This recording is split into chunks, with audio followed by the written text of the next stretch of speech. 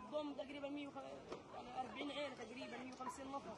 ساكت وما حدش بيحكي احنا اتدمرنا.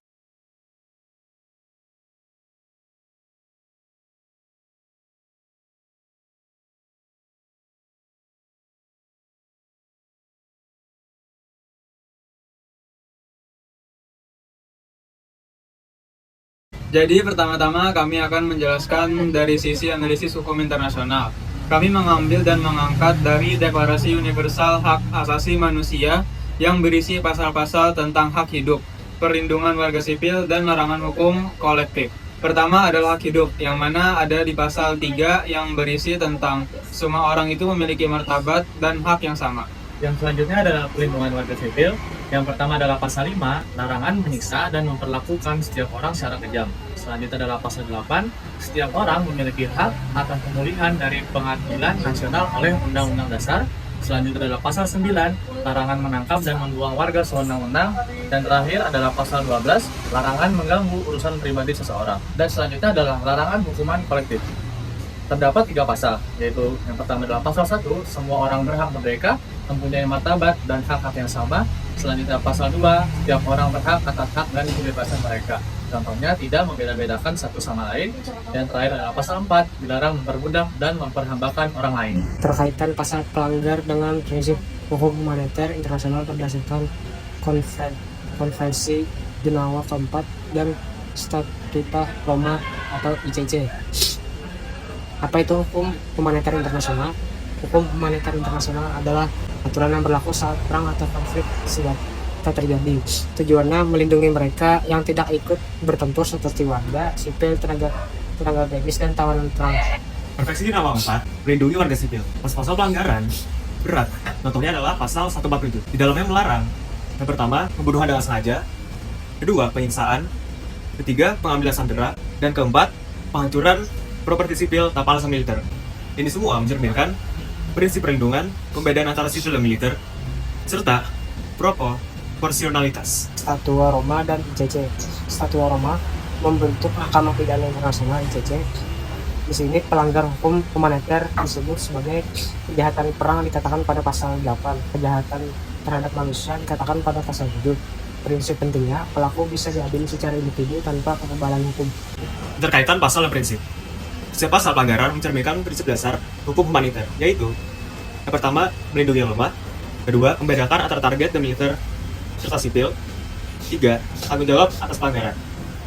Artinya, hukum bukan hanya sebagai aturan, tapi perlindungan nyata bagi manusia saat perang.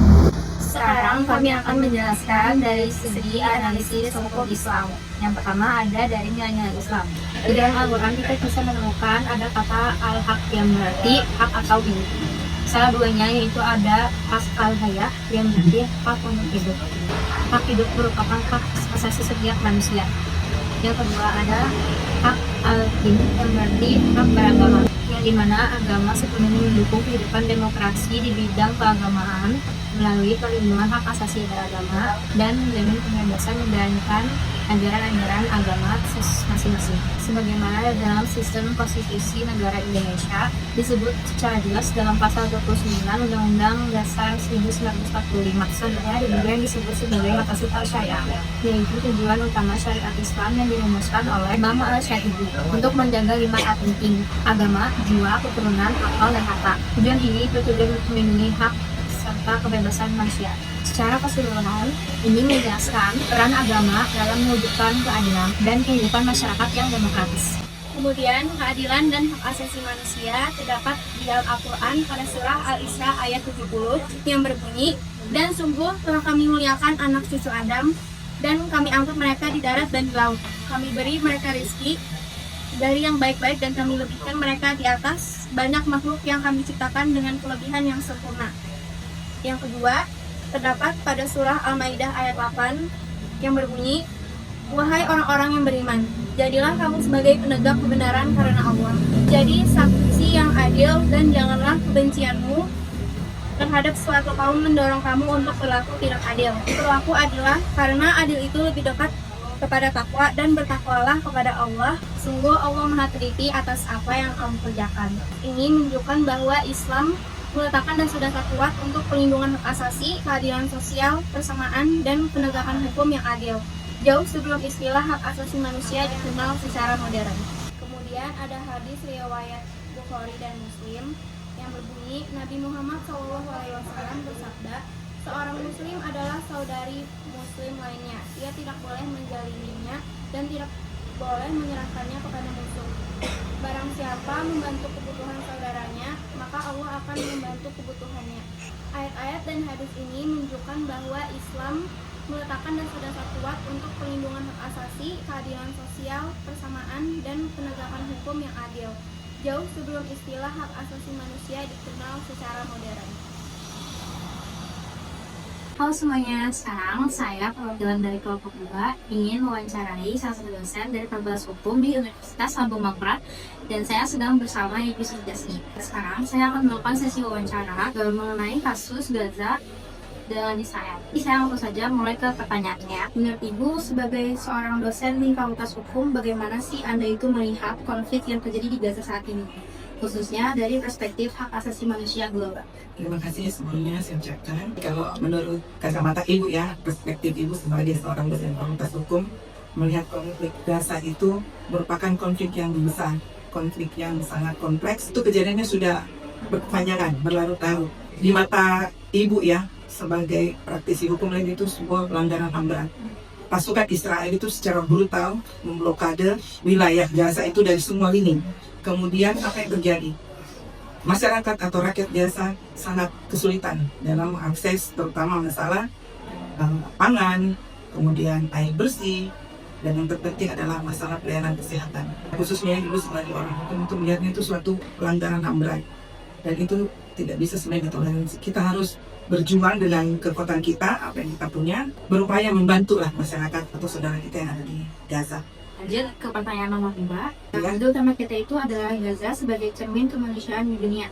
Menurut Ibu, mengapa tragedi ini tuh begitu mencerminkan kondisi moral dan kemanusiaan global saat ini? Itu saat ini menunjukkan bahwa bagaimana kepentingan politik dan ekonomi itu sangat berperan. Terus terang, kalau kita lihat bagaimana begitu besarnya kepentingan politik dan ekonomi itu sampai mengesampingkan yang menarik ya, kepentingan Indonesia itu sendiri. Bagaimana kita bisa mengatasi konflik yang terjadi di Gaza itu agar yang namanya rasa aman, rasa adil itu bisa mereka dapatkan. Terakhir, yaitu adalah bagaimana konflik Gaza-Israel ini dapat menjadi pembelajaran bagi kami sebagai mahasiswa hukum dalam memahami hubungan antara hukum, politik global, dan kemanusiaan. Harusnya kalian harus bisa memahami antara hubungan hukum, kemudian hubungan kepentingan global, kepentingan kemanusiaan, bahwa jika kita belajar tentang hukum internasional, kalian harus pahami bahwa hukum internasional itu bisa kita pakai untuk menyelesaikan konflik.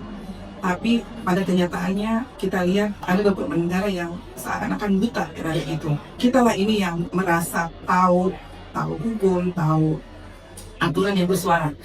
Karena yang kita harapkan nanti bahwa hukum internasional itu bisa mengatasi konflik tersebut dengan membawa ke ranah internasional, berharap bahwa konflik ini bisa segera teratasi dengan baik. Kita lihat ternyata ini kita tidak bisa menutup mata ya, kalau kita lihat di media elektronik maupun di media sosial lainnya, respon dari masyarakat internasional pun terhadap kasus ini agak kurang ya. Makanya kita ini yang merasa punya jiwa kemanusiaan, punya empati, punya rasa, itu yang harus bergerak ya. Supaya apa? Supaya konflik ini cepat bisa teratasi. Ya, demikian. Baik, wawancara ini sudah selesai dan saya mengucapkan terima kasih kepada narasumber pokok kita, yaitu Ibu dosen Sri Jasni dari Fakultas Hukum. Dan sekian, terima kasih. Di sini kami akan menjelaskan pendapat kami mengenai kemanusiaan dan keadilan dalam kasus Gaza.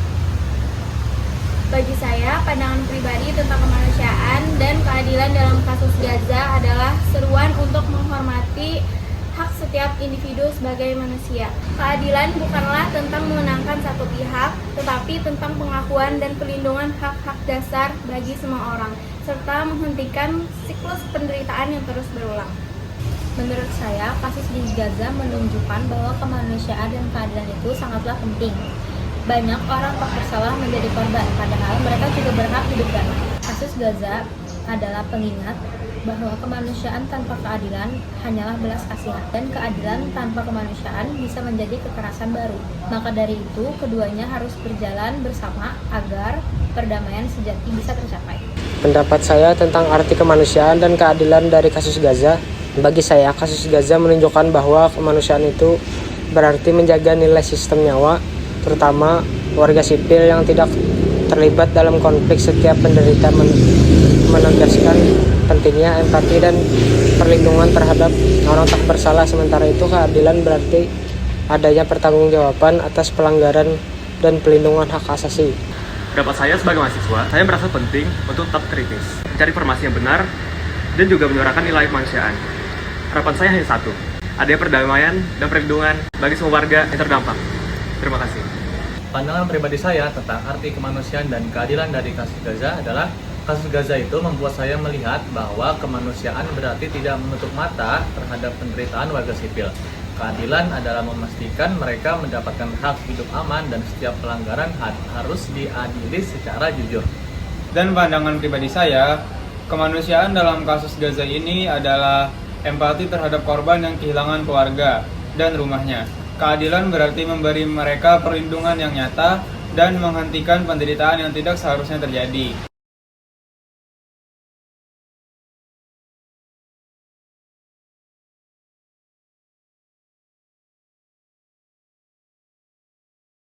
Eva WLM untuk keadilan dunia, suara mahasiswa untuk Gaza.